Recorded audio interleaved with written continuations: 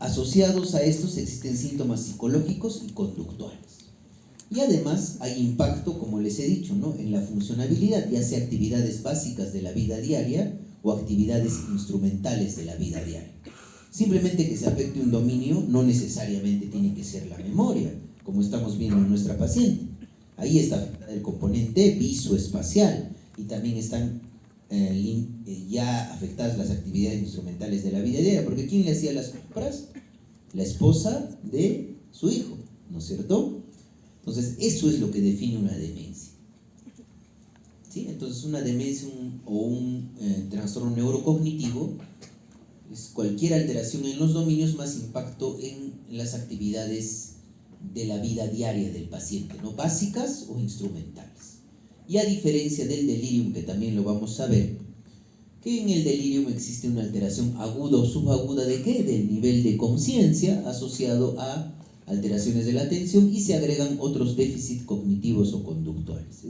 Y además hay una causa médica que lo esté produciendo, y en general existe una causa médica subyacente que explica la disfunción cerebral aguda o subaguda, y en analogía médica es similar a una insuficiencia renal aguda, un delirium, ¿correcto? Si yo tengo, por ejemplo, chicos, una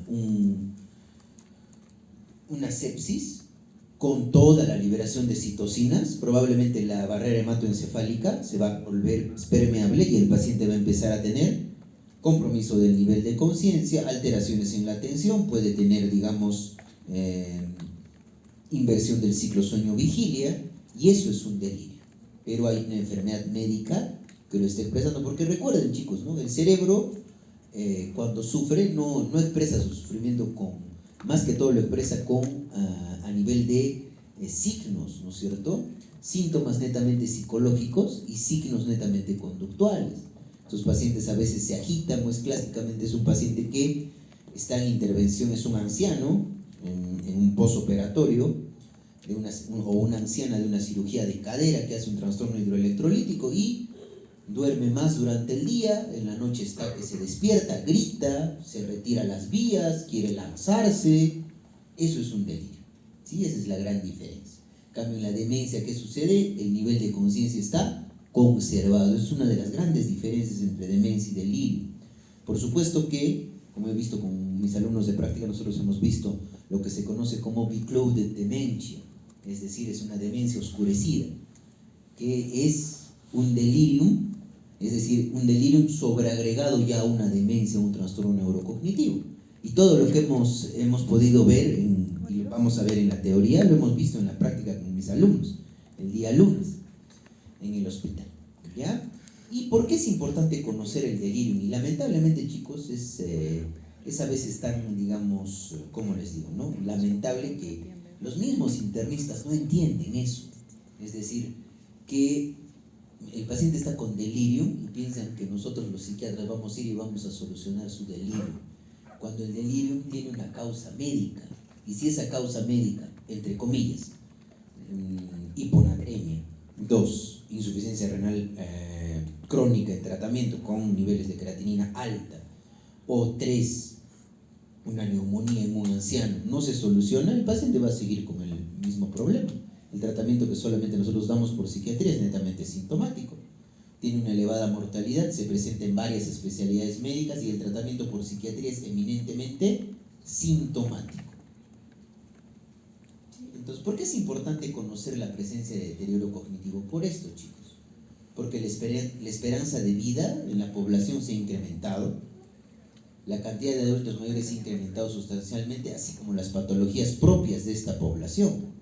Miren, dense cuenta, chicos, ¿no? Este es un cuadrito de un libro bien interesante, como la demencia en la comunidad, es decir, en la población general, el porcentaje en mayores de 65 es de 10 y en mayores de 85 es de 45%. Y cómo se ve incrementando, ¿no es cierto? A diferencia de la depresión, de la dependencia al alcohol o la psicosis.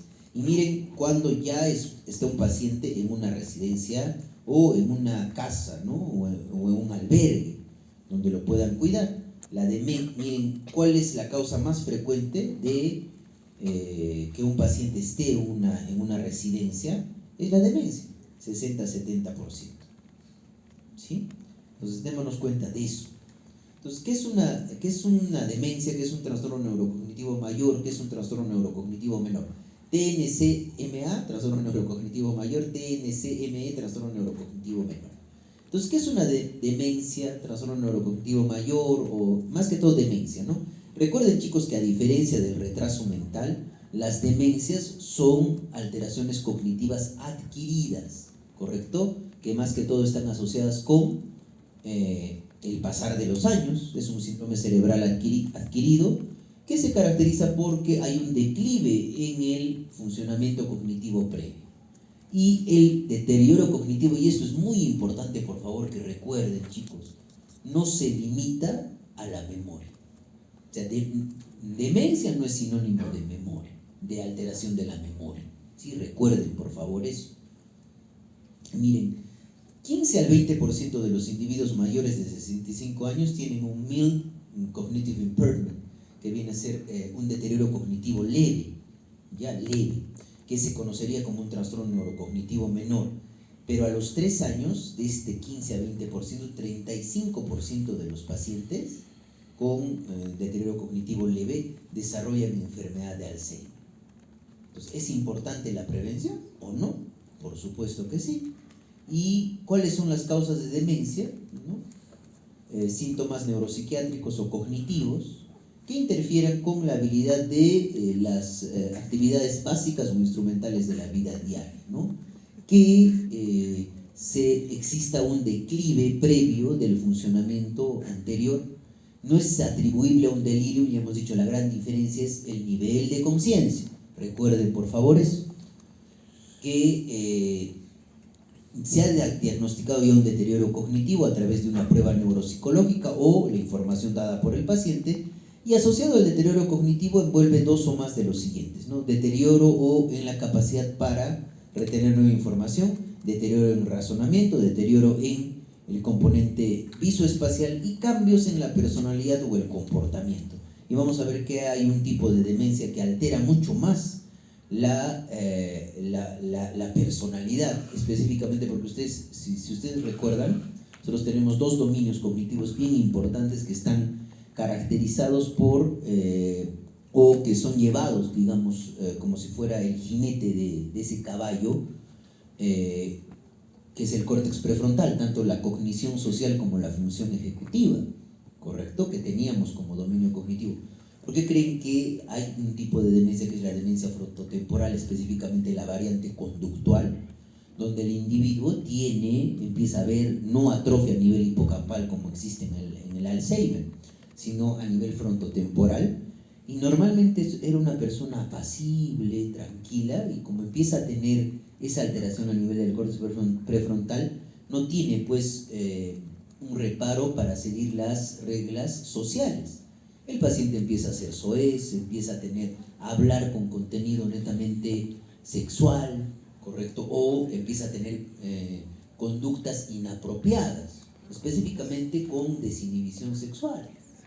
Y eso sucede en la demencia frontotemporal. Y a muy largo plazo en los otros tipos de demencia. ¿Sí? Recuerden, por favor, eso.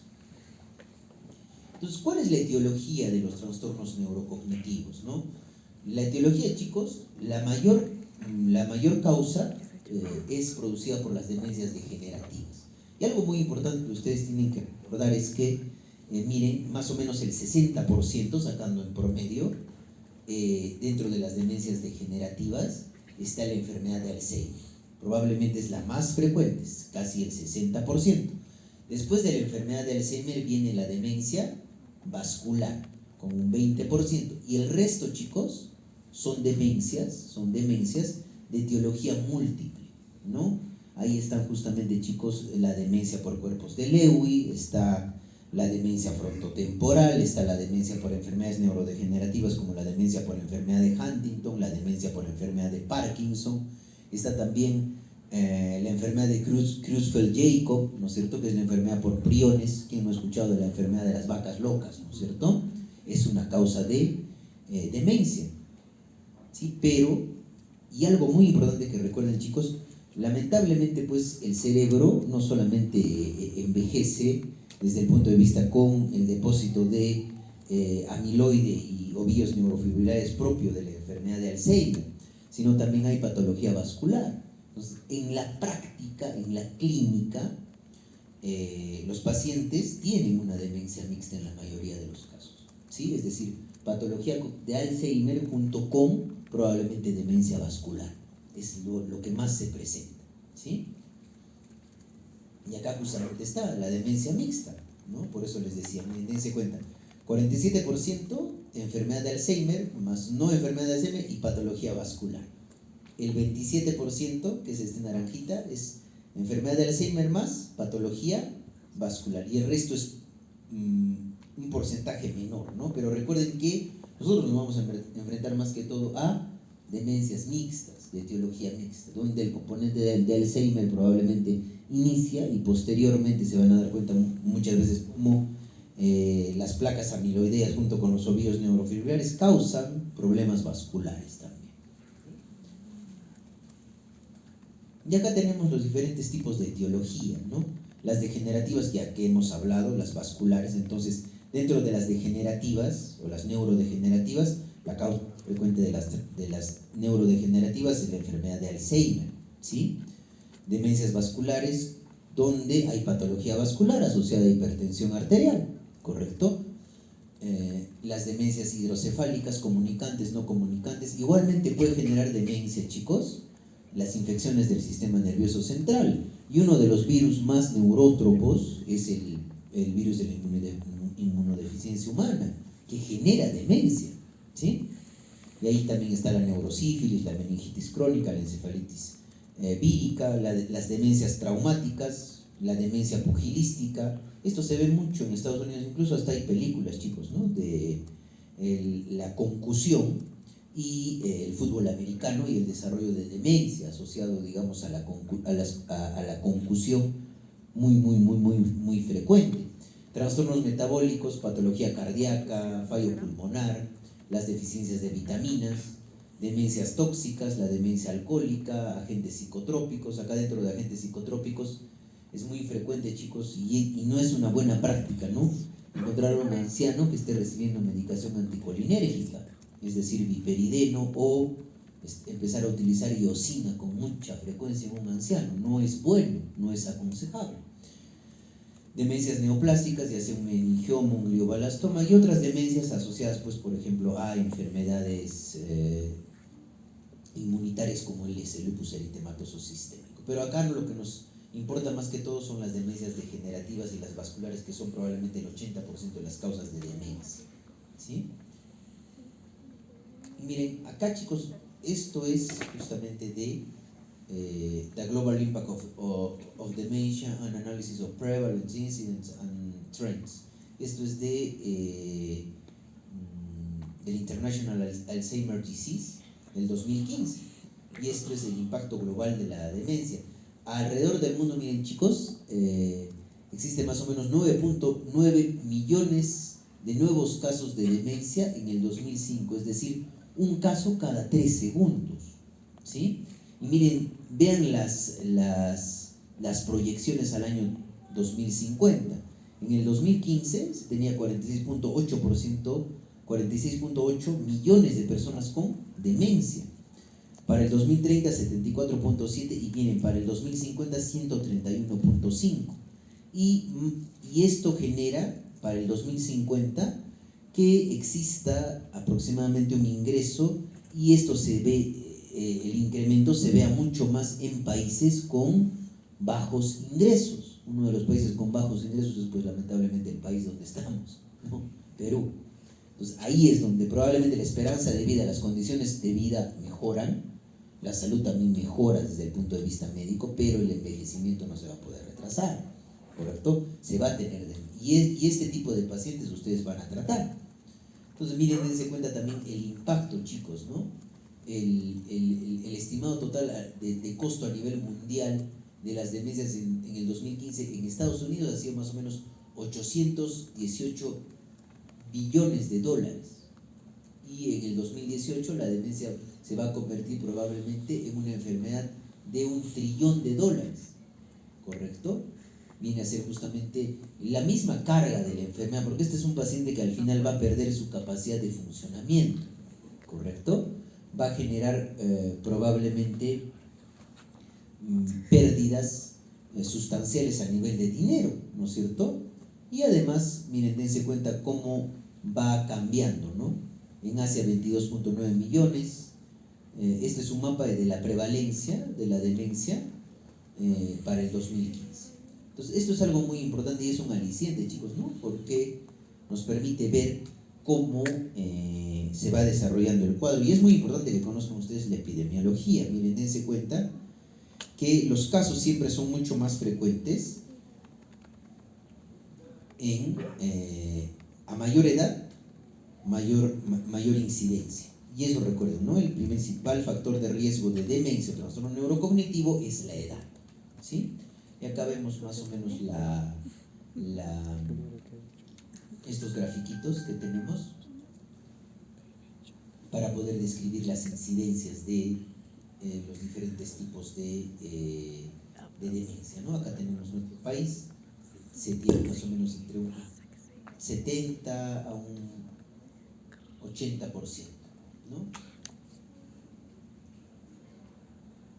Diferentes tipos de alteraciones, es decir, a nivel epidemiológico, ¿no? De pacientes. Y esto es algo muy importante. Los años de vida ajustados por discapacidad. Ya hemos visto que los trastornos mentales impactan en los años de vida ajustados por discapacidad. Y la demencia no va a ser ajena al mismo, ¿no? Miren, dense cuenta. La tasa de DAILIES por 100.000 y de acuerdo a la edad, ¿no? Miren cómo por encima probablemente, donde tenemos 55 acá. Ya para acá empieza a tener mucho más impacto, ¿no? Y en América Latina también se tiene ese mismo impacto. Tengan en cuenta, ¿no? Igualmente, las tasas normalizadas de DAILIES. ¿Y qué sucede en nuestro país, chicos? Este es un artículo que encontré bien interesante de una muestra, y este es un estudio de prevalencia y características de la funcionalidad de 382 adultos mayores atendidos en una clínica geriátrica del 2016 al 2017 en Huancayo. Del total de pacientes, miren, 38 tienen demencia, ¿no? Es decir, más o menos con un intervalo de confianza a un 9.9%. ¿Sí? Y miren, las actividades básicas de la vida diaria: independencia, dependencia parcial, dependencia total. Y actividades instrumentales de la vida diaria igualmente, ¿no? Y acá tenemos la prueba de hipótesis de este artículo, de estos 382 adultos mayores atendidos en una clínica geriátrica. Prevalencia en Lima urbana 9.3, en Latinoamérica 7.1, en el cercado de Lima 6.85 y la comparación, ¿no? El chi cuadrado de ajuste y el valor, con cuál es estadísticamente significativo con la prevalencia a nivel Latinoamérica, 0.03.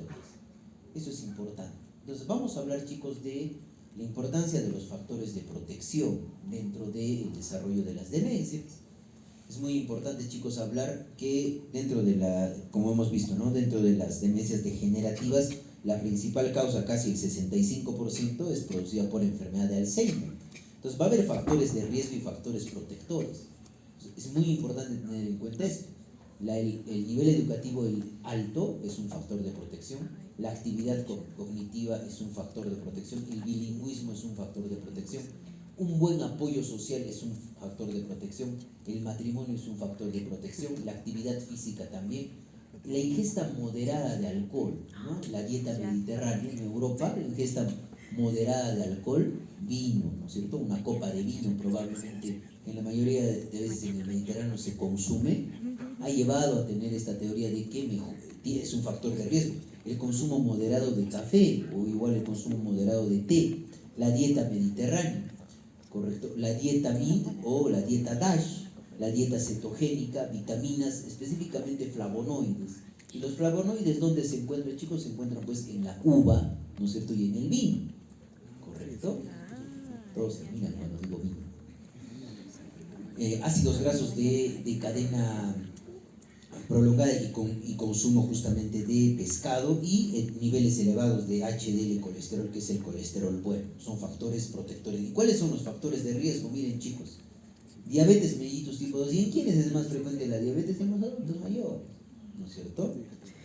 Variabilidad larga de la frecuencia cardíaca, dislipidemias, obesidad, enfermedad cardiovascular, injuria cerebral traumática, hiperhomocistinemia, pérdida auditiva, enfermedades orales, depresión y estrés, alteraciones en el sueño, el fumar, la polución aérea y la medicación anticolinérgica.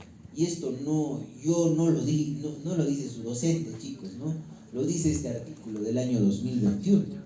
Sería bueno que les compartan a mis colegas psiquiatras que les gusta utilizar viperideno como si fueran lentejitas, ¿no es cierto? No es bueno darle a un anciano medicación anticolinérgica, incluso ni siquiera viperideno, ¿no? Amitriptilina, los antidepresivos tricíclicos no son buenos, ¿correcto? Y acá tenemos la enfermedad de Alzheimer y la demencia vascular, ¿no? ¿Cuáles son los factores de riesgo asociados a la demencia tipo Alzheimer y la demencia vascular? Recordando, chicos, que la demencia vascular, en un momento lo vamos a ver específicamente, es cuando se empiezan a producir microinfartos por enfermedad cerebrovascular, ya sea hemorrágica o isquémica, y va a depender también del territorio que sea probablemente cubierto por ese accidente cerebrovascular. Es muy diferente que yo tenga un accidente cerebrovascular con compromiso del córtex prefrontal a que tenga un accidente cerebrovascular con compromiso del córtex parieto-occipital. Va a diferir la sintomatología, ¿no? ¿Cuáles son los factores de riesgo asociados a la demencia vascular? Edad mayor de 60 años, que sea sexo masculino. Factores de riesgo cerebrovascular, los que ya ustedes conocen: hipertensión arterial, tabaquismo, diabetes mellitus y asociación moderada, consumo excesivo de alcohol, hiperlipidemia y enfermedad cardíaca o fibrilación auricular. Y los factores de riesgo para la demencia tipo Alzheimer: el principal factor de riesgo en general para todas las demencias es la edad.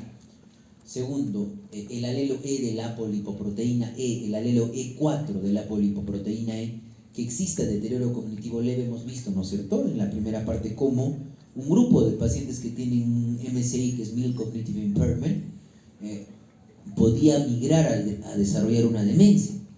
Y no completamente confirmado: sexo femenino, bajo nivel educacional, antecedentes de demencia en familiares de primer grado, síndrome de Down, traumatismo craneoencefálico, los niveles de aluminio, hipertensión arterial y la depresión.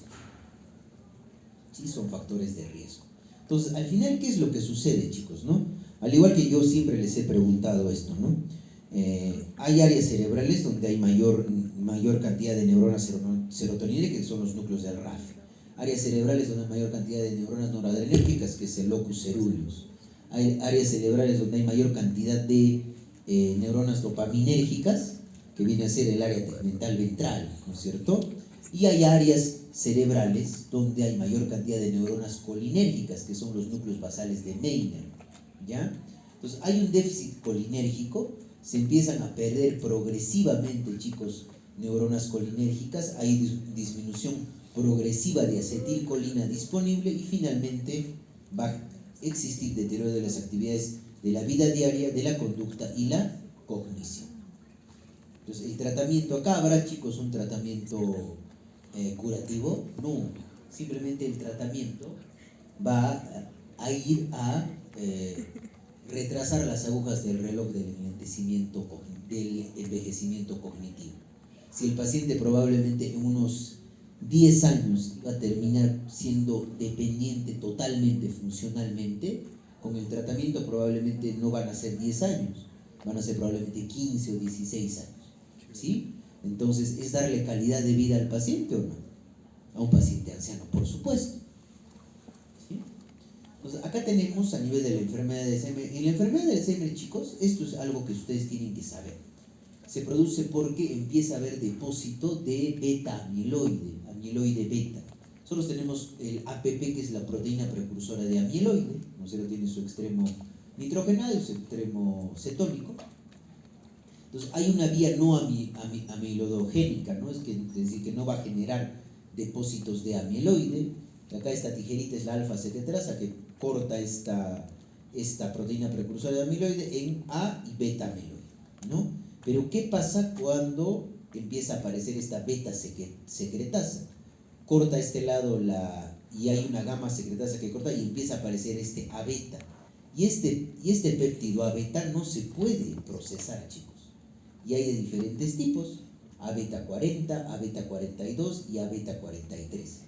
La forma más común es el A beta 40, pero tiene menos predisposición a generar agregación. Y la forma o la isoforma menos común es el A beta 42, pero tiene más predisposición a la agregación. Y es justamente este A beta 42 que forma las placas de amiloide extra o extraneuronales. ¿Correcto? Y acá tenemos eso, ¿no? Miren, chicos, acá es lo que se produce: los ovillos neurofibrilares y las placas de amiloide, ¿no? Normalmente nosotros tenemos, chicos, esta proteína tau. Acá está tau. Tau permite la estabilidad de los microtúbulos a nivel de el esqueleto o el axón, a nivel de los axones de las neuronas. Entonces, ¿qué pasa cuando esta proteína tau empieza a desarrollarse una taupatía? Se empieza a hiperfosforilar, va a empezar a generar ovillos neurofibrilares, neurofibrilar tangles, ese es el término en inglés, ¿correcto? Y el problema, hay mutaciones en esta proteína tau asociada a los microtúbulos y ya no funciona pues de manera normal, y al final la neurona, ¿qué va a pasar cuando no tiene una estabilidad, un citoesqueleto adecuado? Va a hacer apoptosis, ¿correcto? Y va a empezar a degenerarse. Entonces, en la enfermedad de Alzheimer, ¿qué cosa vemos, chicos? Las placas de A beta 42, que se forman como extracelular, y placas intraneuronales de ovillos neurofibrilares, que es proteína tau hiperfosforilada, ¿sí? Y esto es lo que vemos con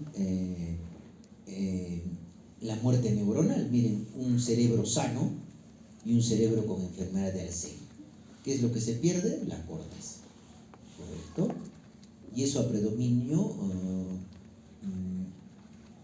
parietal, ¿sí? Y acá tenemos esta. Ahora, al igual que esa proteína precursora de amiloide, nosotros tenemos una proteína que va a evitar que se agregue ese A beta 42, que es la apolipoproteína E. Entonces, el 77% de las personas tenemos ApoE3, ¿no? que permite depurar ese A beta 42, pero el 15% de personas tienen ese alelo ApoE4. Como hemos dicho, en la enfermedad de Alzheimer, uno de los factores de riesgo es el alelo E4 de la apolipoproteína E. Entonces, la importancia de la detección temprana. ¿Por qué, chicos? ¿No? ¿Dónde sería mejor intervenir? Cuando empieza a haber el incremento en la producción y la degradación del amiloide, del A beta, y se empieza a formar las placas, empieza a haber la hiperfosforilación de tau.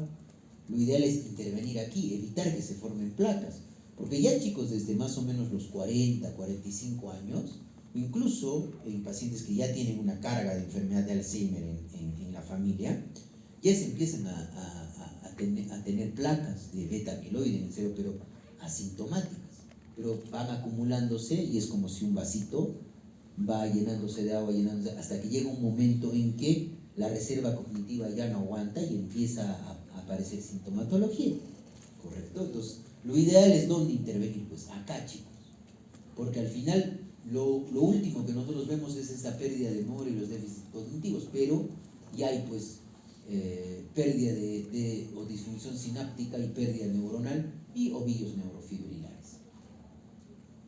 Miren, acá tenemos, por ejemplo, chicos, una tomografía por emisión de positrones con fluoro de desoxiglucosa en un deterioro cognitivo leve y una enfermedad de Alzheimer. Vean la disminución a predominio de dónde, chicos, por ejemplo. Miren acá normal, está viendo el metabolismo de la glucosa, pero miren, dense cuenta cómo es el metabolismo en una enfermedad de Alzheimer y cómo ya empieza el metabolismo a alterarse con bajo nivel de metabolismo de glucosa en un deterioro cognitivo leve, ¿sí? Y vean una resonancia magnética de un paciente, por ejemplo, con enfermedad de Alzheimer.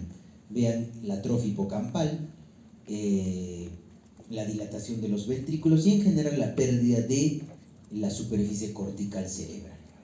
Eso es importante que ustedes recuerden, ¿no? Y acá tenemos los circuitos colinérgicos, porque hemos dicho, ¿no?, que más que todo está asociado la demencia, y por eso el tratamiento farmacológico va directamente a potenciar la transmisión colinérgica con inhibidores de la colinesterasa. Y les voy a explicar cómo se utilizan esos fármacos. Pero veamos los circuitos colinérgicos y su correlación sintomática.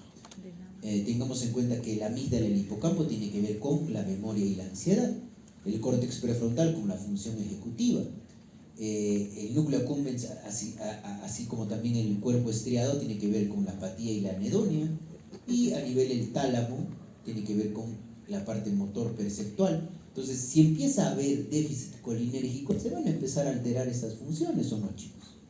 ¿Correcto? Eso es para que tengan en cuenta eso. Igualmente, miren, dense cuenta, córtex prefrontal, atención y concentración, lenguaje, cognición social, memoria, y todo tiene que ver con circuitos colinérgicos, ¿correcto? Ya, entonces ahora, como yo leí el primer caso clínico, vamos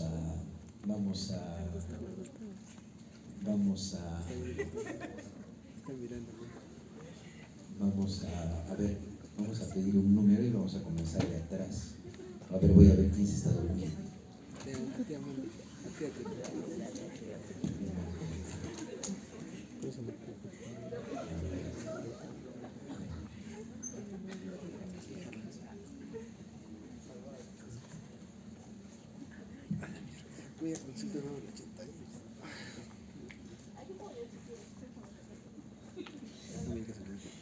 Acude a consulta a un hombre de 80 años que indica que le cuesta trabajo encontrar las palabras al hablar, lo que atribuye a la edad. La esposa refiere que cada vez más le cuestan las mismas cosas y le hace las mismas preguntas varias veces al día. El problema viene empeorando desde hace un año sin que existan desencadenantes claros. La esposa también explica que ella se encarga ahora de la economía familiar porque ya ha cometido varios errores con las facturas en el último año. Durante la entrevista, el hombre es incapaz de describir el contenido de las últimas noticias, aparte de referencias vagas a guerras en algunas partes del mundo. Al hacer la exploración neuropsicológica, el rendimiento observado en las pruebas de memoria, nombrar objetos y de función ejecutiva se encuentran en el percentil 1 correspondiente a su edad. Durante la evaluación hace varios comentarios socialmente inapropiados, pero se muestra cordial y colaborador. La atención compleja y la capacidad visoespacial son normales para su edad y no acusan ningún declive. Él y la esposa refieren que el paciente bebe 3 o 4 copas a la semana y nunca ha bebido mucho alcohol. Ambos niegan presencia de síntomas depresivos. Él perdió el conocimiento una vez, durante unos 5 minutos, unos 20 años atrás, a raíz de un accidente de tránsito, y no tiene otro antecedente de traumatismo craneal. La resonancia magnética muestra atrofia cortical que aparece muy marcada en la cara medial de los lóbulos temporales en las imágenes coronales, y alteraciones cerebrovasculares y la sustancia blanca normales para su edad. Está físicamente sano, no tiene ningún signo de infección y carece de antecedentes familiares de patología neurológica. La analítica sanguínea se encuentra bajo los límites normales. ¿Qué nos llama la atención del paciente? ¿Cómo van las actividades básicas o instrumentales de la vida diaria? ¿Están preservadas? ¿Están alteradas?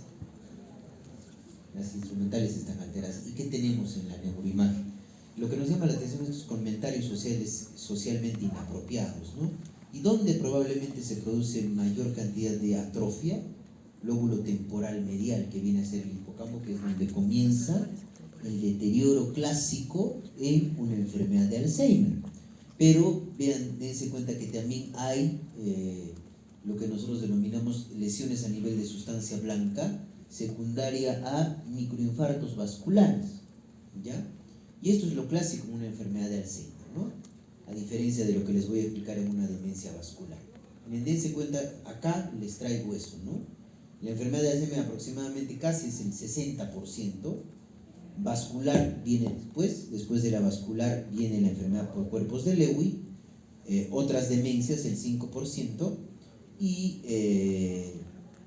asociado a patología límbica, ley, y frontal el 5%. Ahora, hay otras causas de deterioro cognitivo. Dense cuenta, chicos, que una de ellas son los efectos secundarios de la medicación. Otra causa de demencia reversible es la propia depresión, correcto que les estoy explicando. Otra causa de demencia reversible es el hipotiroidismo, correcto. Otra causa de demencia reversible es la hidrocefalia a presión normotensiva, a presión normal, correcto. Y eso es lo que tienen que darse cuenta, ¿sí? Eso es importante. Y acá hay, desde un punto de vista, digamos, importante, es tener en cuenta esto, ¿no? Una diferencia entre una demencia cortical que es propia de la enfermedad de Alzheimer, porque altera corteza cerebral, o una demencia subcortical que es propia de la enfermedad de Huntington o la enfermedad de Parkinson. Afasia sí es temprana en la demencia cortical de tipo Alzheimer. La memoria se produce alteración del recuerdo y el reconocimiento. El piso espacial está alterado, el cálculo está alterado, la afectación frontal es escasamente afectada. La velocidad de los procesos cognitivos se va afectando conforme progresa la enfermedad.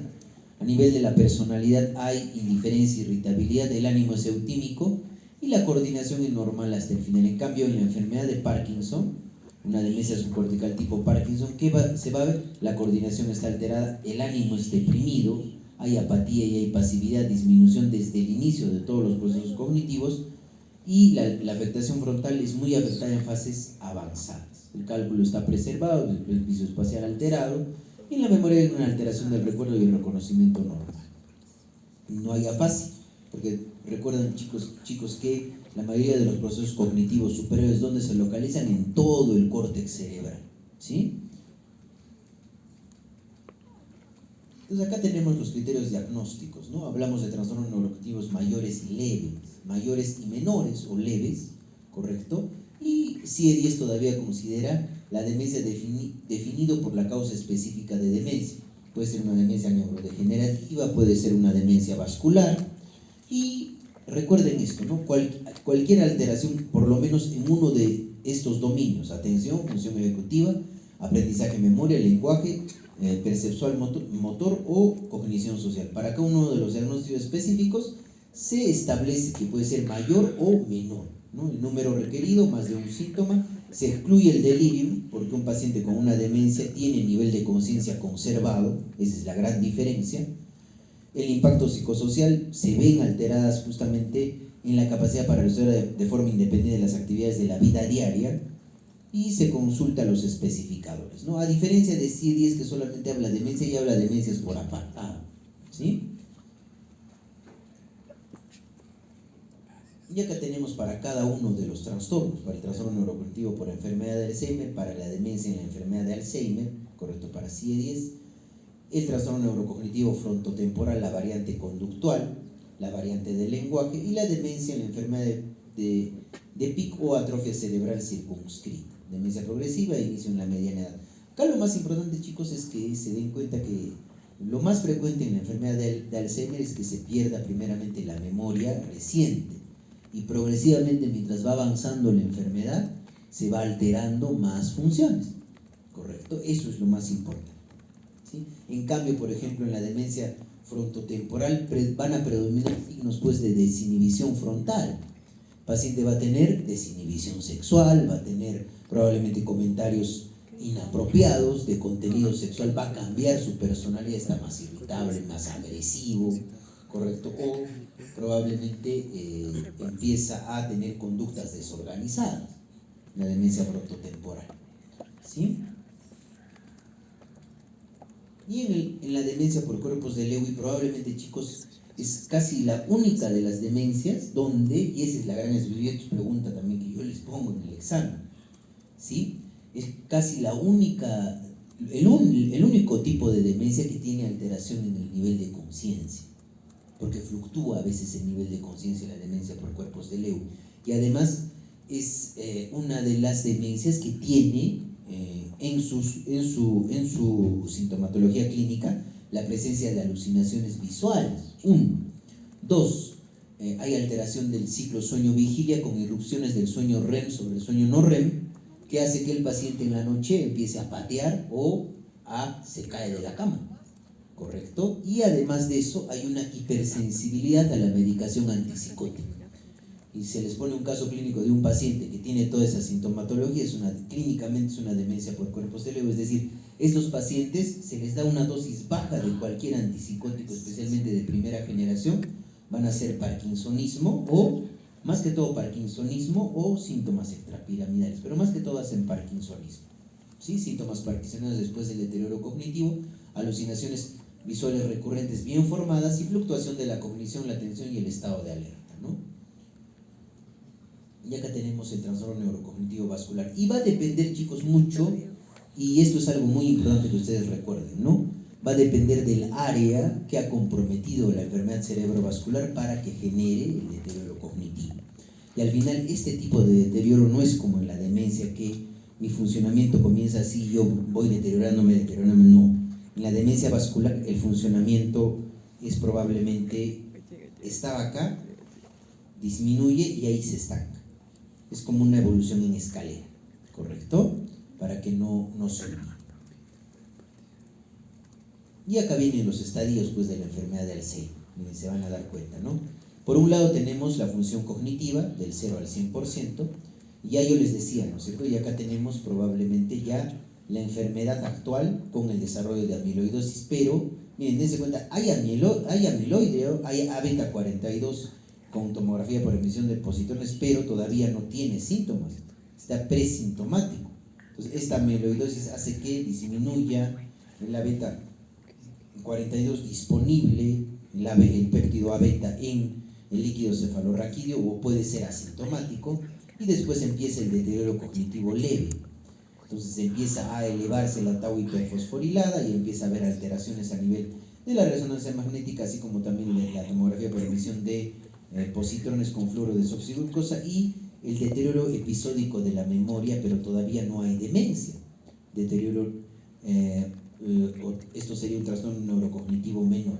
Y finalmente, cuando ya se hace el diagnóstico y empiezan a aparecer, empieza a aparecer sintomatología, ya se han alterado las actividades básicas de la vida diaria, hablamos de una demencia, ¿sí?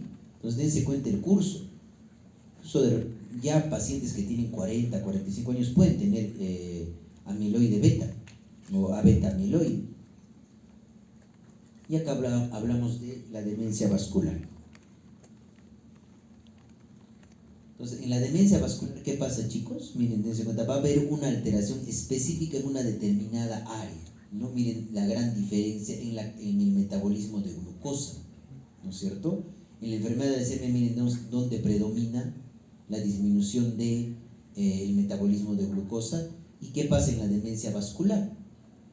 ¿Correcto? Y acá vemos, ¿no?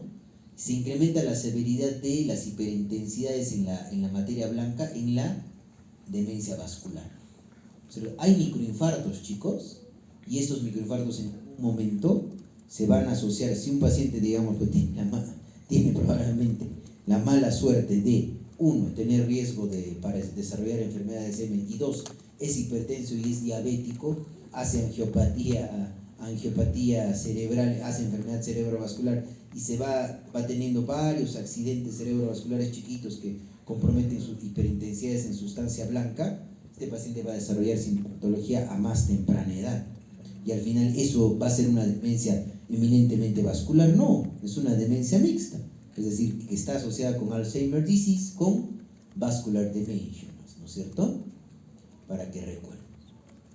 Entonces, y algo muy importante, chicos, es que también la sintomatología no solamente comprende los dominios cognitivos, sino no solamente va a comprometer la memoria, el lenguaje, el aprendizaje, la atención, la función ejecutiva, la cognición social o el motor perceptual, sino un grupo de síntomas que son más incómodos incluso para los propios familiares de los pacientes, que tienen una demencia son los síntomas psicológicos y conductuales.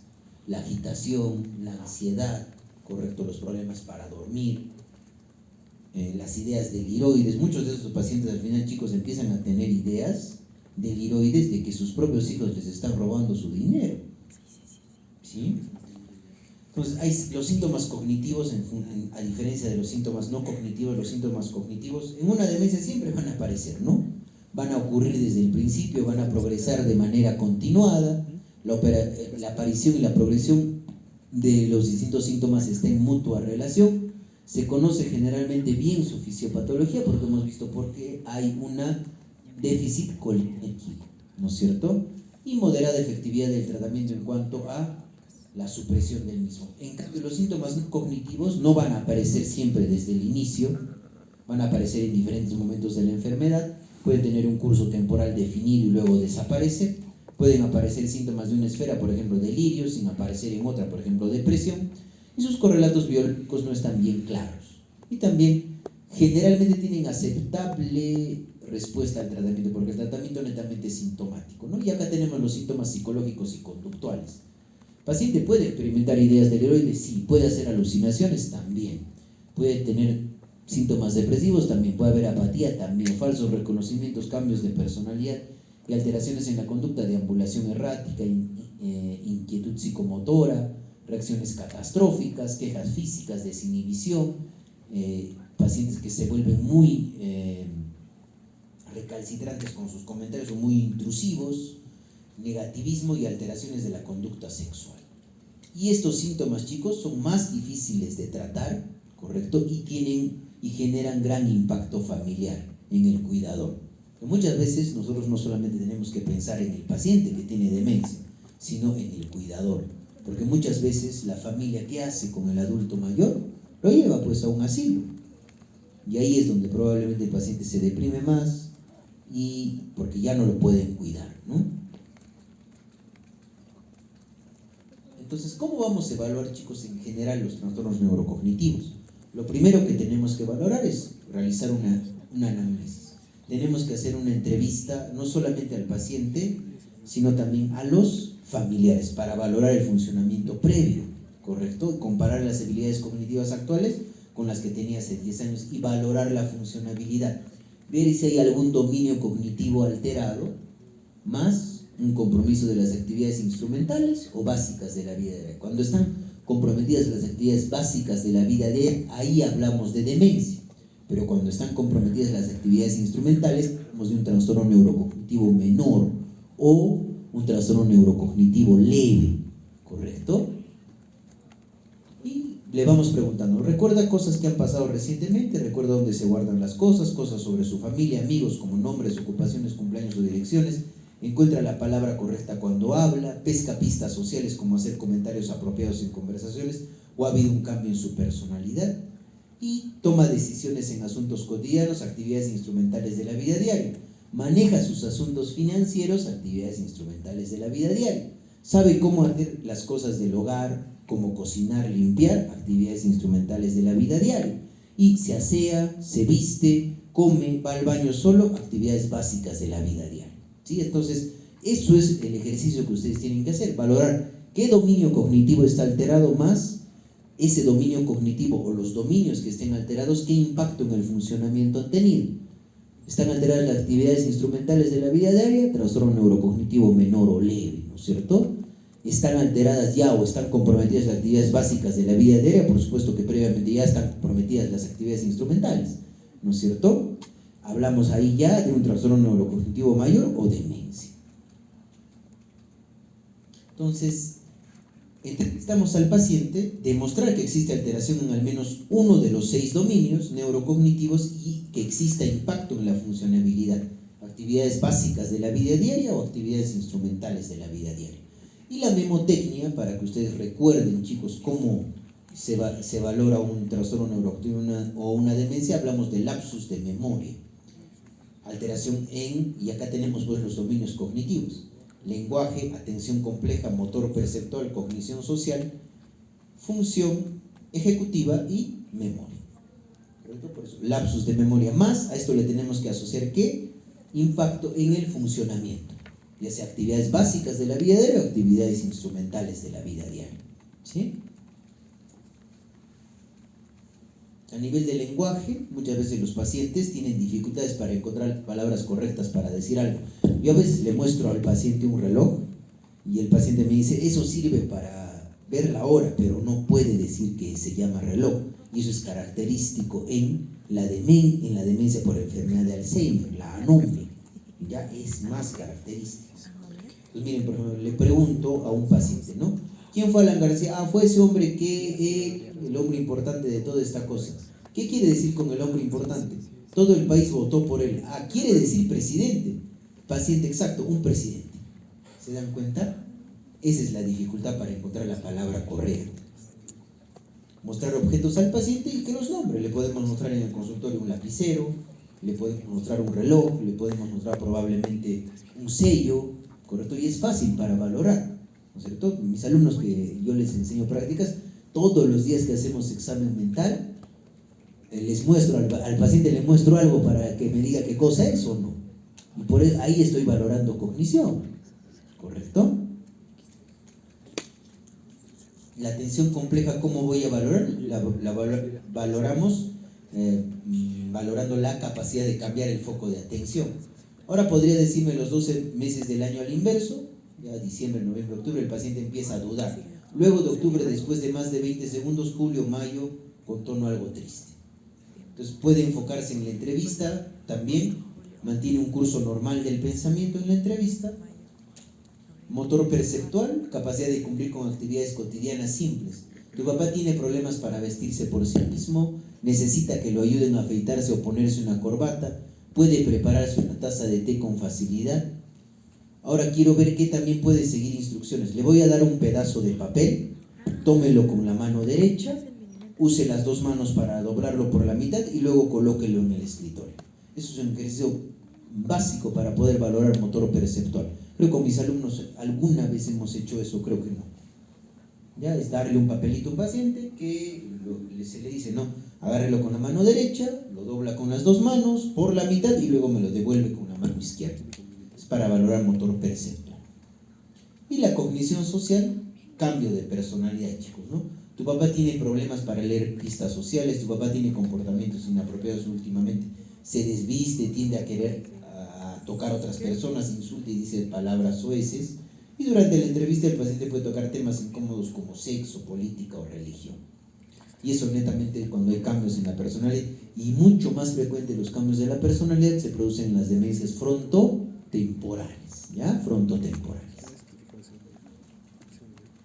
Y las funciones ejecutivas, la actividad para planificar y pensar en abstracto. Tu papá tiene problemas para organizar sus gastos, tiene problemas para realizar las compras de casa, tarea de los relojes, se le suministra para valorar la función ejecutiva, chicos, y esto es justamente el test de reloj que se puede valorar.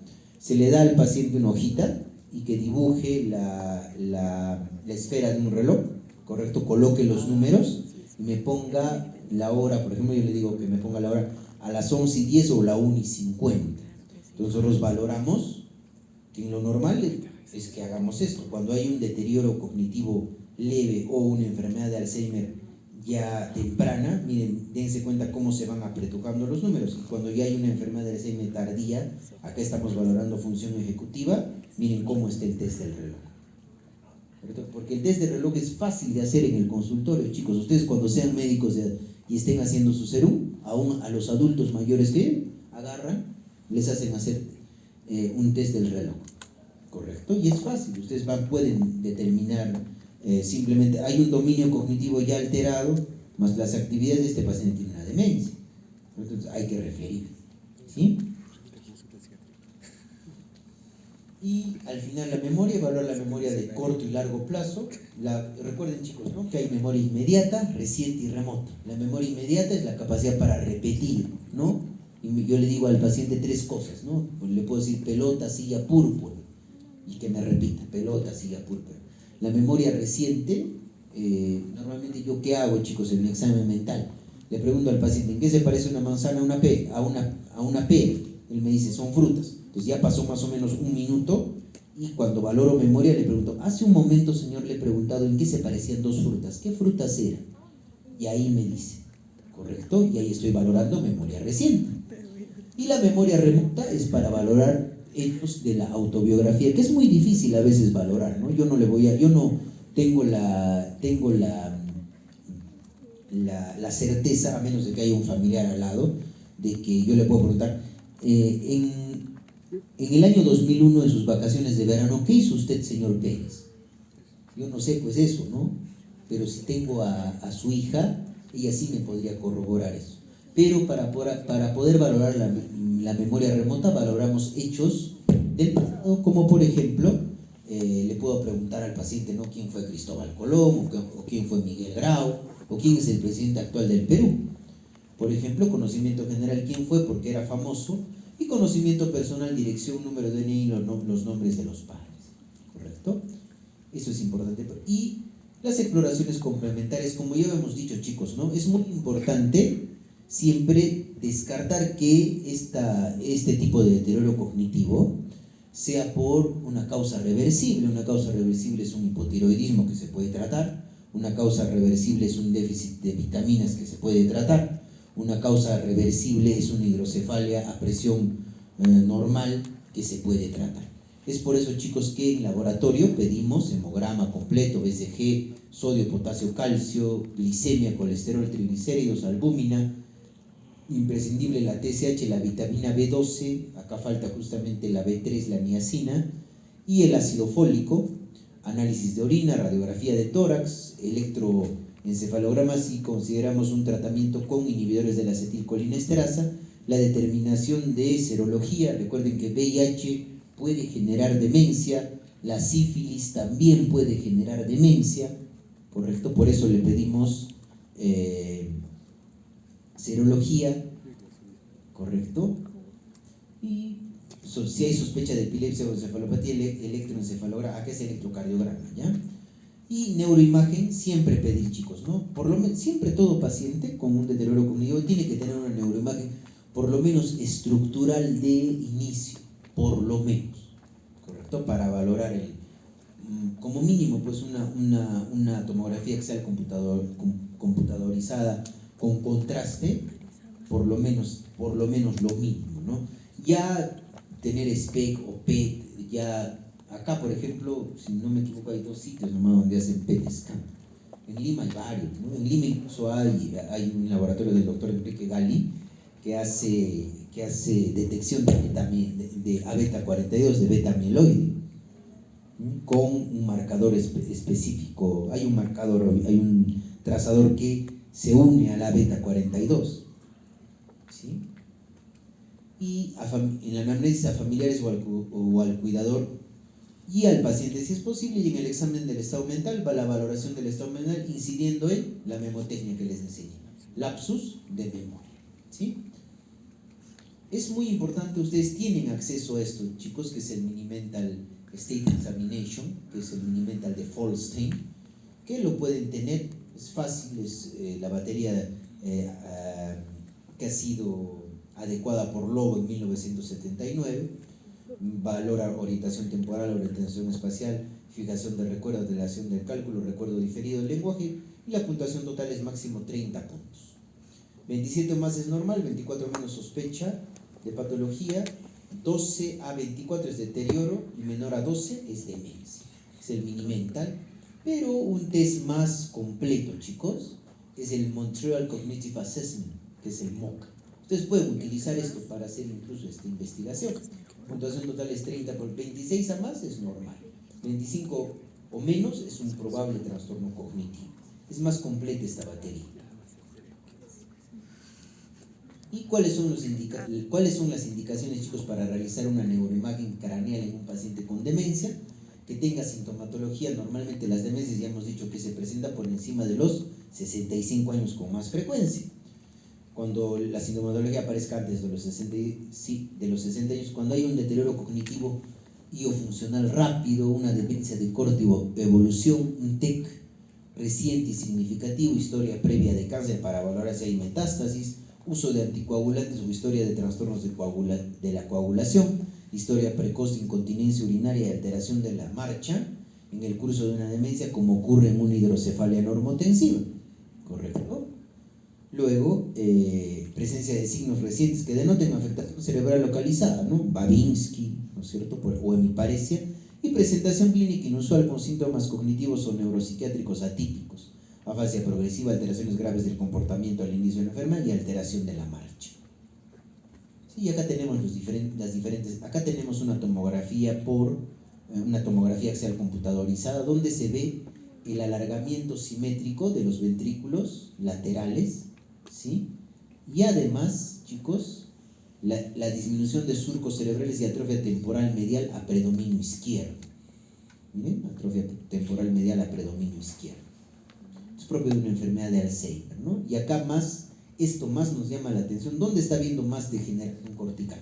A ver, ¿en qué lóbulo? Frontal, ¿no? Esto es lo que incluso yo he visto de demencias frontotemporales donde prácticamente acá casi no hay, los surcos están bien pronunciados, ¿no? Acá se observa eso, ¿no? ¿Miren? Atrofia cortical a predominio prefrontal y disminución de surcos. Igualmente, miren, vean chicos acá, alargamiento simétrico de los ventrículos laterales, correcto, y miren la atrofia, ¿no? Esta atrofia es la más marcada, que es la atrofia temporal medial, ¿no? Se observa mejor definición en la disminución de surcos cerebrales, además de atrofia temporal medial a predominio izquierdo, y diferenciación entre materia gris y materia blanca, y se está perdiendo más materia gris, ¿no es cierto? ¿Se dan cuenta? Y esto es fluorodesoxiglucosa con PET scan para valorar la captación de la fluorodesoxiglucosa, ¿no? Ahí vemos, chicos, metabolismo disminuido en córtex, ¿no? En las demencias, por ejemplo, frontotemporales. Y el PET amiloide, chicos, ¿no? Hay marcadores específicos para el amiloide. Miren, acá, por ejemplo, tenemos un control normal sin amiloide. No hay amiloide. Acá ya, miren chicos, hay un deterioro cognitivo leve, pero con amiloide negativo, deterioro cognitivo leve con amiloide moderadamente positivo, miren acá, y vean acá, ¿no? Deterioro cognitivo mucho leve, mucho más severo, que ya es muy cercano a la enfermedad de Alzheimer. Miren, dense cuenta cómo se va depositando el beta amiloide. ¿Sí? Y el diagnóstico etiológico, ¿no? Cuando ya lo que les estaba comentando es un cuadrito resumen que tienen que siempre tenerlo en cuenta, ¿sí? Cuando consideramos, ya sabemos qué pasa en la enfermedad de Alzheimer, ya les he explicado cuál es su curso. Entonces, ¿cuándo consideramos una demencia por cuerpos de Leo y cuándo hay parkinsonismo presente asociado a hipersensibilidad a neurolépticos? Cuando hay alucinaciones visuales tempranas en la enfermedad, alteración conductual del sueño REM, lo que les decía, normalmente estos pacientes en la noche terminan con toda la ropa de cama en el suelo de la habitación, o a la pareja que duerme con ellos la patean o la golpean, ¿correcto? Y además de la fluctuación de la atención, considerar una demencia por cuerpos, considerar una demencia vascular cuando hay una evidencia de una imagen cerebral, de una alteración cerebral vascular y una progresión mínima o variable. Considerar una demencia frontotemporal en edades más tempranas, menores a 65 años, alteraciones del comportamiento bien tempranas, las habilidades espaciales están preservadas, pero hay una alteración predominante o temprana a nivel del lenguaje. Y considerar otras causas como revisar la medicación, evaluar la depresión, considerar otros trastornos o prácticamente la demencia está ausente. Y lo más importante, chicos, es tratar de establecer lo más cercanamente posible qué tipo de demencia es. Aunque ustedes saben que por epidemiología, al final, una demencia más se comporta como mixta. Eso tienen que saber. Pero acá tienen las características de cada uno de los cuadros, ¿no? Por ejemplo, la enfermedad de Alzheimer tiene un inicio curso lento y progresivo con afectación de al menos 2 áreas cognitivas, especialmente la memoria, sin fases de estabilización, y se requiere la presencia de mutaciones características como ausencia de rasgos de otros tipos de demencia. La demencia vascular, el deterioro, como les he dicho, ¿no? El paciente tiene un deterioro y posteriormente se estabiliza ahí y ya no se deteriora más. De acuerdo también al compromiso vascular, la demencia por cuerpos de Lewy, ya les he dicho, chicos, la alteración del sueño REM, el parkinsonismo inducido por neurolépticos, las alucinaciones visuales y la fluctuación de la atención.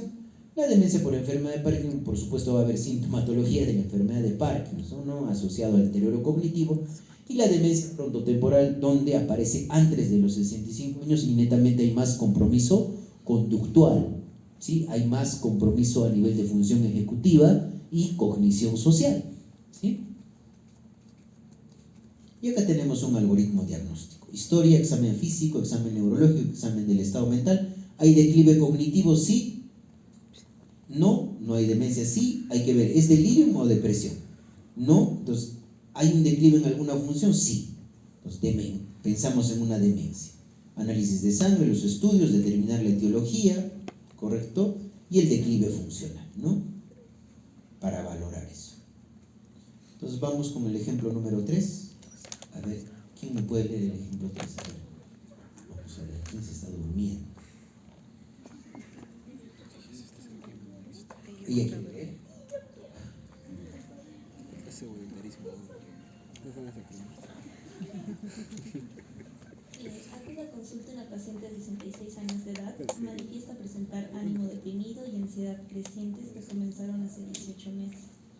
Según su esposo, cree que en la casa vive una tercera persona y ve gente que no está allí. Duerme a menudo varias horas durante el día y hay veces que se queda mirando al vacío. Una noche le preguntó al esposo qué hacía metido en su cama, como si no lo reconociera. El esposo se ha hecho cargo de los quehaceres del hogar porque a veces la paciente se enfada por no saber manejar la lavadora que había utilizado desde que se casó. Tuvo un breve ingreso en el que la evaluaron completamente sin hallar problemas médicos que pudieran causar los síntomas. Le dieron medicación, haloperidol, y en el momento del alta los médicos observaron signos de un trastorno motor, por lo que se la retiraron. La evaluación neurológica mostró signos motores sutiles compatibles con la enfermedad de Parkinson que ni la paciente ni el esposo habían notado antes. La evaluación neuropsicológica formal reveló que la paciente tenía déficit ejecutivos y visoespaciales no explicables por un trastorno de la motilidad. Tiene miedo de caerse, pero el mayor de sus miedos es el de tener que ir al baño estando fuera de casa. El esposo dice que a menudo regresa a casa después de irse, preocupada porque se tiene que ir al baño y no encuentra ninguno.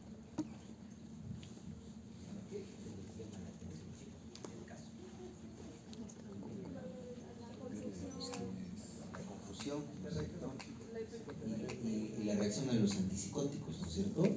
Es más hacia dónde nos orienta esto, una demencia tipo Alzheimer, una demencia por cuerpos de Lewy o una demencia frontotemporal. Cuerpos de Lewy, ¿ven? Así se les pone el examen, ¿ya? Plan de atención al paciente con un síndrome demencial, el diagnóstico temprano, la comunicación al paciente y los familiares. El entorno tiene que ser seguro, preferiblemente en el domicilio del paciente. Contacto y organización de la asistencia sanitaria y social, soporte a los cuidadores. Siempre es muy importante dar un soporte a los cuidadores y explicarles, chicos, ¿no? Que el tratamiento que yo le estoy dando a su papá no va a retrasar el envejecimiento, pero sí le va a dar años de vida con calidad. Eso es lo que nosotros tenemos que... Ahora, por supuesto, si nos llevemos a un paciente en un estadio final de una enfermedad de Alzheimer, ¿servirá de algo darle memantina, por ejemplo? No, pues simplemente tengo que controlar los síntomas psicológicos y conductuales que están siendo más disruptivos para el paciente. ¿Correcto? Mantenimiento y fármacos antidemenciales, niveles de la acetilcolinesterasa y tratamiento psicofarmacológico de los síntomas psicológicos y conductuales, ¿sí? Y las estrategias de prevención, ¿no? Algo muy importante, chicos, son estrategias de prevención en la enfermedad de Alzheimer, ¿no? Como hemos dicho, manejar los niveles de glucosa, de presión arterial, lípidos sanguíneos, el peso, mantener buenas condiciones de salud cardiovascular, prevenir la injuria cerebral, hacer evaluaciones regulares de la higiene oral y los niveles de homocisteína, mantener una buena condición de salud mental, manejo del estrés apropiadamente, realizar ejercicio físico regular, tener una buena calidad de sueño, no fumar, uso limitado de alcohol, uso moderado de café y té, mantener un patrón dietario adecuado, mantener una ingesta adecuada de pescado, tomar suficientes vitaminas, reducir la exposición a la polución, así como también reducir el uso de inhibidores de la acetilcolinesterasa. Mejorar los niveles de educación en edades tempranas, mejorar o aprender más idiomas, participar en actividades cognitivas, tener un buen apoyo social y proteger la función auditiva, porque muchas veces, chicos, las demencias empiezan a incrementarse cuando el paciente tiene un déficit sensorial, ya sea visual o auditivo, ¿sí? Pues incrementar y preservar la reserva cognitiva y reducir el daño neuropatológico por el amiloide o mediado por la proteína beta vascular o inflamatoria. Y acá tenemos el tratamiento psicofarmacológico, siempre está bien gráfico como sus imágenes, ¿no? Para la red de la memoria tenemos que utilizar inhibidores de la acetilcolinesterasa. Para la red de la psicosis hay un fármaco específico, chicos, para tratar la psicosis en la enfermedad de Alzheimer, que es la pimavanserina, ¿correcto? Que es un justamente antagonista 5-HT2A, ¿correcto? Y finalmente para la red de la agitación podemos utilizar brexpiprazol o dextrometorfano más bupropio.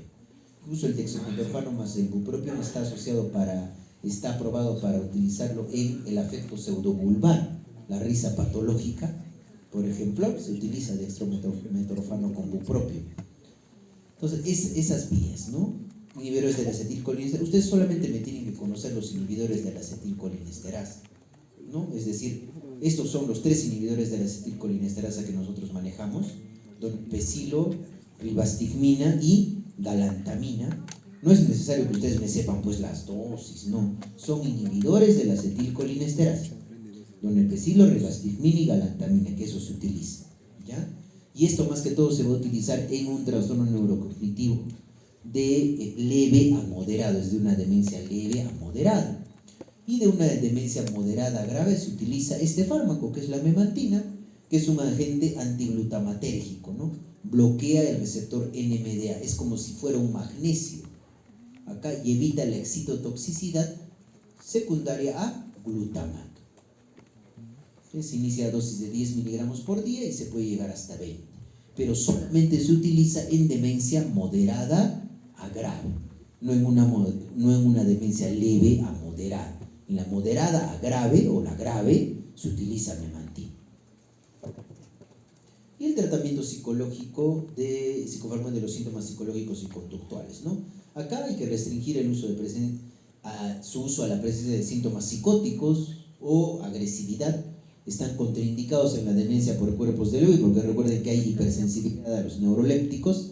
Emplear en primer lugar antipsicóticos atípicos, a preferencia de los típicos, intentar emplear dosis mínima eficaz, controlar la respuesta y valorar la retirada como máximo a los 6 meses de utilización. Y acá están, pues, chicos, los síntomas psicológicos. El paciente puede desarrollar psicosis, agitación, agresividad, depresión, ansiedad, apatía, desinhibición o alteraciones en el sueño. Y tenemos diferentes fármacos, ¿no? Lo que yo quiero que recuerden, chicos, es que estos síntomas no son como los síntomas cognitivos. Estos síntomas pueden aparecer en cualquier momento y son más difíciles de tratar. Se puede utilizar quetiapina, risperidona o olanzapina, y para la depresión específicamente inhibidores selectivos de recaptación de serotonina. Vamos con el ejemplo 4. A ver, este es ya el último ejemplo. ¿Quién quiere? A ver, ¿quién hacemos leer? ¿Quién hacemos leer? Para que no nos gane el tiempo. Yo quiero leer, dice. ¿Quién le hacemos leer?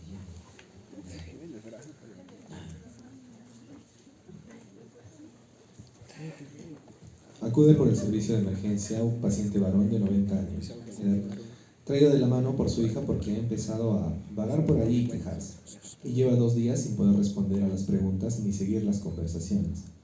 También le ha dicho gritando que le ha quitado dinero, aunque enseguida se puso a llorar.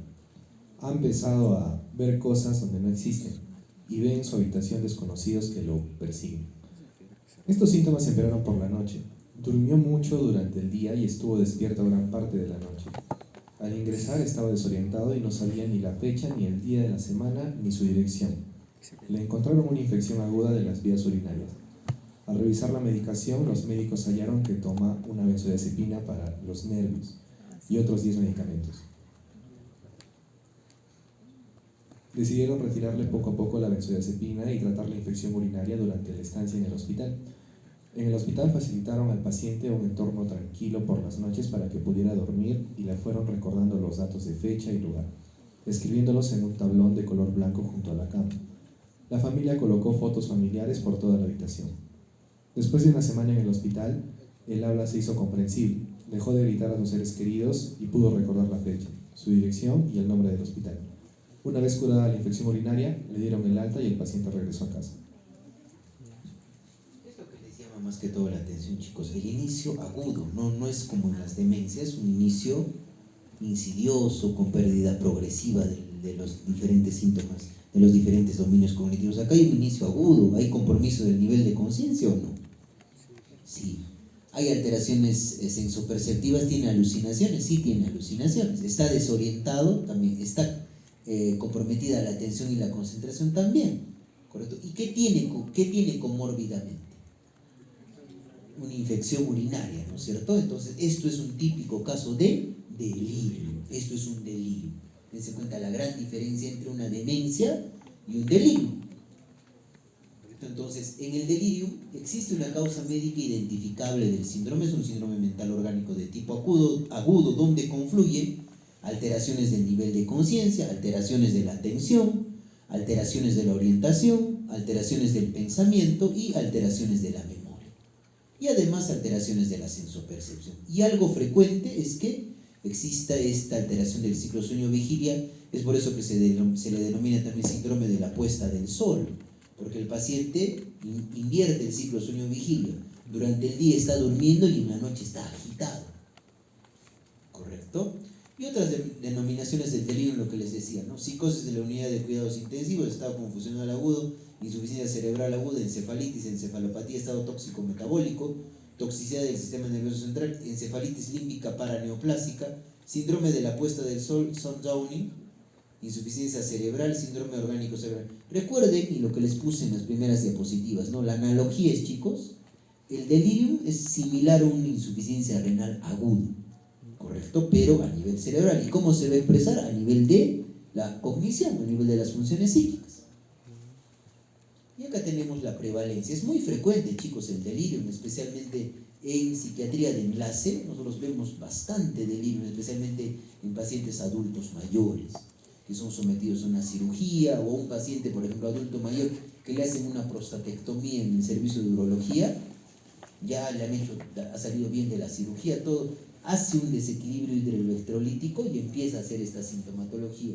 Los interconsultan porque en la noche el paciente se ha retirado la sonda y ha tenido lesión traumática de uretra por retirarse la sonda, en la noche está agitado, quiere lanzarse, dice que está viendo personas que lo quieren atacar y en la mañana está durmiendo. Eso es clásico de un delirio, ¿sí? Y acá tenemos los diferentes factores de riesgo premórbidos, la edad avanzada, la misma demencia, niveles educacionales bajos, factores que o están asociados a la enfermedad actual, cirugías, infecciones agudas, epilepsia, disfunción hepática y factores de posadmisión, cuando probablemente se le da polifarmacia o hay infusiones por largos periodos de benzodiazepinas u opioides, ventilación prolongada, ¿correcto? Y son las causas más frecuentes de delirium, son pues intoxicación por drogas, abstinencia al alcohol, causas metabólicas, epilepsia, patología vascular, pero en general, chicos, hay una causa médica que genera la alteración de la función cerebral de manera aguda, ¿sí? Y en general factores predisponentes, factores precipitantes, alteración y aporte de demanda de oxígeno, alteración en la barrera hematoencefálica, incremento de los mecanismos de estrés cerebral. ¿Qué pasa, chicos? Esto hace que disminuya la transmisión de acetilcolina y se incremente la transmisión dopaminérgica, y es por eso que el paciente tiene alucinaciones. Es por eso que el paciente tiene ideas deliroides, ¿correcto? Y tiene incremento de la actividad psicomotor. Y acá tenemos la fisiopatología mucho más complicada, ¿no? Esto es un primer de delirio, pero al final, ¿qué pasa, chicos? ¿No? Hay una alteración a nivel de, hay una respuesta inmunitaria, ¿correcto? Hecha por la microbia, hecha por los astrocitos, que al final, ¿qué hace, no? Que se genere una disminución de la integración de las redes neuronales y genera al final delirio. Y justamente acá hay un cuadrito bien bonito, chicos, y yo les invito a los que estén interesados a que puedan leer el artículo que está acá. ¿No lo buscan? Este es un de Journal American Medicine, Psychiatry, del 2021. ¿Podría la infección por SARS-CoV-2 desencadenar delirio? Por supuesto que sí. Si ustedes recuerdan, y eso también a mis alumnos en la práctica les dije, cuando estábamos en la primera, segunda, hasta la tercera ola del COVID, nosotros tenemos muchos casos, y ustedes seguro han visto cómo varios pacientes del segundo piso o del tercer piso del Hospital General se lanzaban por la ventana de la unidad de COVID, y era porque hacían pues delirio, porque la misma insuficiencia respiratoria hace que no exista aporte de oxígeno al cerebro, y si no hay aporte de oxígeno al cerebro, ¿qué va a empezar? Va a haber una reacción inflamatoria, y eso va a generar al final que se incremente la misma inflamación por el COVID, genera, ¿no?, que se incremente y haya un estado tóxico o un estado inflamatorio cerebral, que al final va a generar déficit en la atención, en la cognición, ansiedad, comportamiento suicida, depresión, psicosis o incluso hasta epilepsia. Entonces, ¿cómo se presenta clínicamente, chicos? La fluctuación durante el día y noche y las alteraciones que ya les he dicho, ¿no? Y acá van a ver los criterios diagnósticos. Tiene que existir, chicos, siempre una patología médica que explique el desarrollo de la sintomatología, ¿sí? ¿Y cuál es la clave diagnóstica? Establecer el deterioro en la capacidad de atención del paciente, cambio en la cognición. El inicio es reciente y de curso fluctuante, y hay dos subtipos, ¿no? El agitado o hiperactivo, donde hay agitación psicomotriz, y el hipoactivo, que tiene peor pronóstico, donde el paciente presta poca atención. Entonces le preguntamos al paciente: muy buenos días, señor, ¿qué lo trae al hospital? El paciente tiene que responder con coherencia. Si responde con incoherencia, debe evaluar la naturaleza de la incoherencia. En el delirio la atención está deteriorada. Y acá tenemos, ¿no?, un ejemplo: muy buenos días, hola, hablando mientras miraba al techo. ¿Algo? ¿Qué es eso? Podría decirme por qué está en el hospital. Yo estoy en el hospital parecía confundido, mi hijo dijo y luego miró a otro lado. Entonces hay alteración en la atención. El paciente parece entender las palabras del entrevistador, pero no tiene la capacidad de sostener la atención o continuar una sola línea de pensamiento. Entonces, clave diagnóstica: atención deteriorada. Y la otra clave diagnóstica: cambio en la cognición, atención y conciencia, dificultad para recordar la tarea de las 3 palabras y presencia de alucinaciones visuales o auditivas. Y el inicio reciente y el curso fluctuante, días o semanas, y fluctuación, cambios en el ciclo de sueño-vigilia. ¿Y cuál es la mnemotécnica? Práctica médica, chicos. Alteración del pensamiento, inicio reciente, incapacidad de atención, curso fluctuante y causa médica de la incapacidad cognitiva. Fácil, así como era lapsus de memoria para la demencia, práctica médica para el delirio, ¿sí? Pero recuerden, chicos, si no se soluciona la enfermedad médica, ese paciente con delirio no va a mejorar, ¿sí? Y en los exámenes auxiliares, pues, el objetivo es identificar la etiología para el tratamiento adecuado, que es etiológico sintomático, ya que nosotros, como el psiquiatra, simplemente yo doy un tratamiento sintomático para ese delirio, ¿sí? Y el tratamiento, chicos, ¿no? Acá hay un ABC, ¿no?, en abordajes no farmacológicos, ¿correcto? Prevenir el daño, prevenir el dolor, mejorar justamente el despertar espontáneo, elegir entre sedación y analgesia, prevenir el manejo del delirio, ejercicio y movilidad temprana, y mejorar la relación con la familia. ¿Y cuáles son los antipsicóticos típicos? El que más se utiliza, chicos, es el haloperidol por el perfil de seguridad. que normalmente se lo da en gotas, ¿no? 0.5 miligramos por vía oral 2 veces al día, puede administrarse cada 4 a 6 horas, si es necesario, es el más usado, y puede administrarse por vía intramuscular, y dentro de los atípicos, risperidona, olanzapina, quetiapina. Pero los fármacos de elección, el que más estudios tiene es el haloperidol. Y las benzodiazepinas, solamente se utilizan benzodiazepinas cuando hay un delirium tremens, es decir, cuando hay un delirium por abstinencia al alcohol. Solamente, no le van a dar a un paciente con insuficiencia respiratoria que tiene una neumonía y es un ancianito y está haciendo delirio, no le van a meter benzodiazepinas, lo deprimen más, ¿no es cierto? Y el curso y el pronóstico va a depender mucho, chicos, de la polifarmacia, la enfermedad premórbida, el deterioro cognitivo, lo que yo les decía, ¿no? Eso de la demencia oscurecida o beclouded dementia, ¿no es cierto? Es decir, que sobre una demencia, un paciente que tiene un trastorno neurocognitivo mayor, se instaure un delirio, tiene peor pronóstico, ¿sí? La edad, la movilidad limitada y la pobre capacidad de sueño, deterioro cognitivo, actividad y discapacidad cognitiva o física, y pobre calidad de vida, ¿no? Dependiendo del desarrollo del mismo. Y yo me despido, chicos, con esto, ¿no? De Renato Cisneros. Y mientras la muerte conoce mucho de la vida, ella no sabe absolutamente nada de la muerte. Renato Cisneros en la distancia que nos separa. Muchas gracias por su atención.